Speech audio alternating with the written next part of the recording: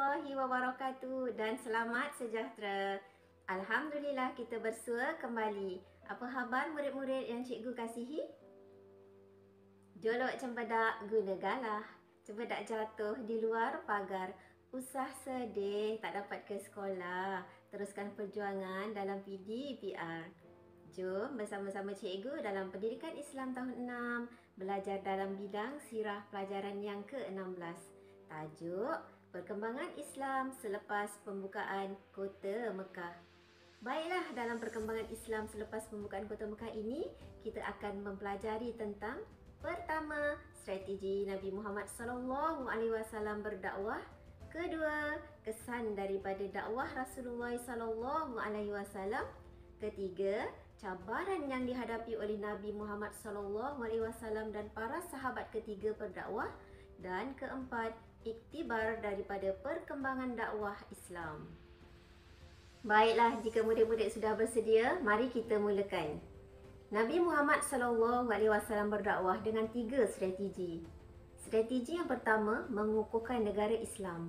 Strategi yang kedua, menekankan tanggungjawab berdakwah. Dan strategi yang ketiga, menjalinkan hubungan luar. Baik, bagi strategi yang pertama, bagaimana Rasulullah SAW mengukuhkan negara Islam?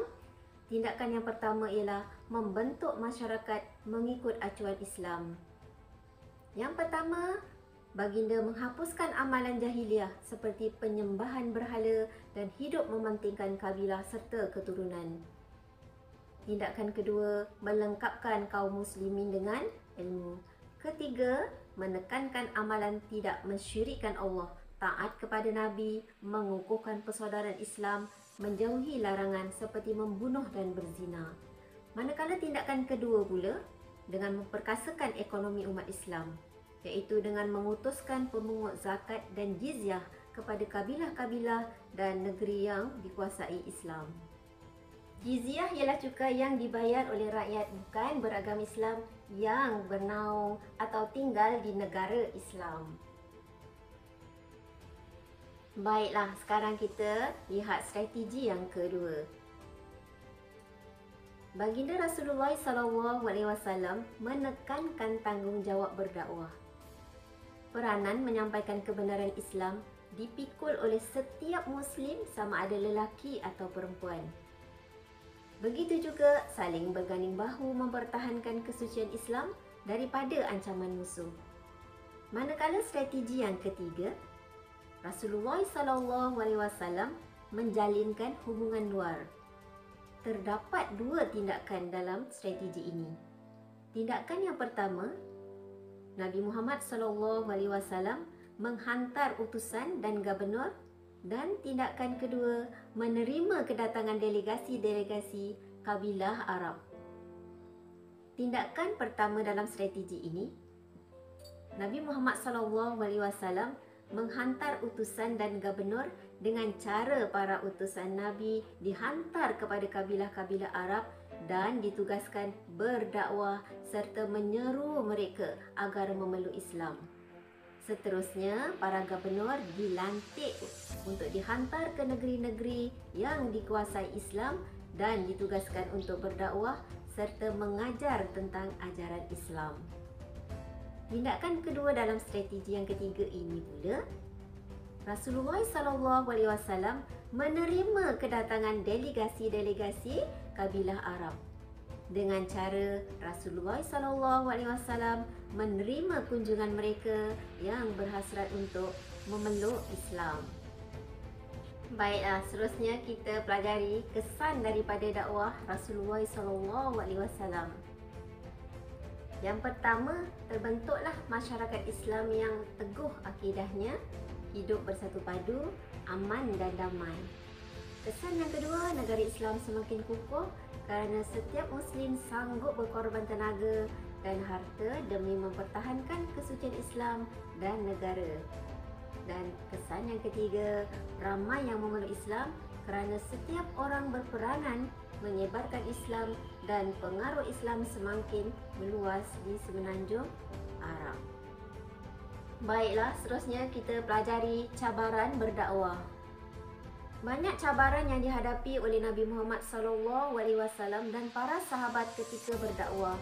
Antaranya ialah: pertama, menghadapi penentangan bersenjata daripada musuh Islam. Penentangan berlaku akibat kemarahan dan rasa tidak puas hati kaum musyrikin melihat kejayaan Islam membuka kota Mekah. Mereka juga berasa terancam dan mahu menyekat pengaruh Islam. Maka tercetuslah beberapa peperangan seperti Perang Hunain dan Perang Tabuk. Kisah ringkas tentang Perang Hunain. Perang ini berlaku di Hunain pada tahun ke-8 Hijrah. Peperangan ini tercetus apabila kabilah Hawazin dan Bani Saqif tidak berpuas hati dan tidak dapat menerima hakikat dengan kemenangan umat Islam dan berasa terancam. Bilangan kaum muslimin seramai 12,000 orang. Tentera musuh pula membawa semua kelengkapan perang, anak, isteri dan harta benda bersama-sama mereka. Peperangan ini berakhir dengan kemenangan pada pihak muslimin. Selepas peperangan ini, ramai daripada mereka memeluk Islam, termasuklah Malik bin Auf yang mengetuai peperangan ini. Bagaimana pula dengan Perang Tabuk? Peperangan ini berlaku di Tabuk pada tahun ke-9 Hijrah. Peperangan ini tercetus apabila kerajaan Rom merasa terancam dan mahu menyekat pengaruh Islam yang semakin meluas. Bilangan kaum muslimin seramai 30,000 orang, manakala bilangan musuh adalah seramai 40,000 orang. Peperangan ini berakhir dengan kemenangan di pihak muslimin tanpa berlakunya pertempuran setelah Allah mencampakkan rasa gerun dan takut di hati mereka. Baiklah murid-murid yang cikgu kasihi, jika cabaran berdakwah yang pertama tadi Nabi Muhammad SAW dan para sahabat menghadapi penentangan bersenjata daripada musuh Islam, cabaran kedua pula mereka menghadapi golongan munafik. Siapakah golongan munafik ini? Mereka ialah golongan yang berpura-pura Islam dan tinggal bersama-sama dengan kaum muslimin. Golongan ini selalu mencari jalan untuk melemahkan kekuatan umat Islam. Antaranya ialah sentiasa memberikan alasan dan menolak apabila diminta berganding bahu mempertahankan agama dan negara.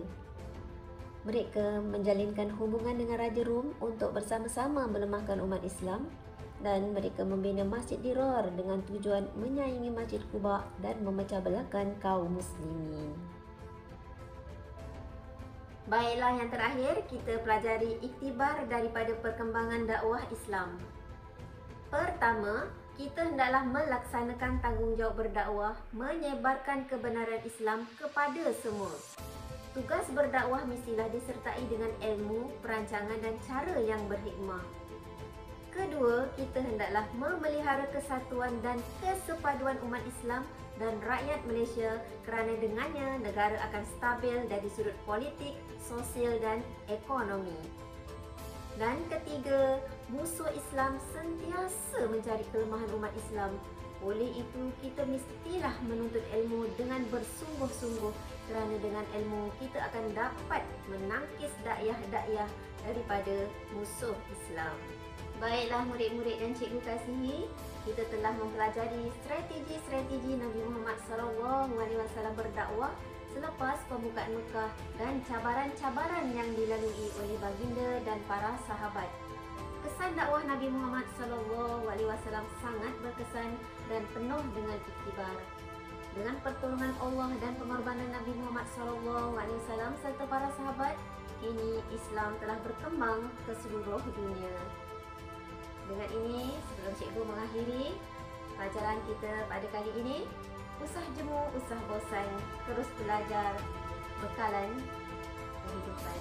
Cikgu sudahi dengan Assalamualaikum warahmatullahi wabarakatuh.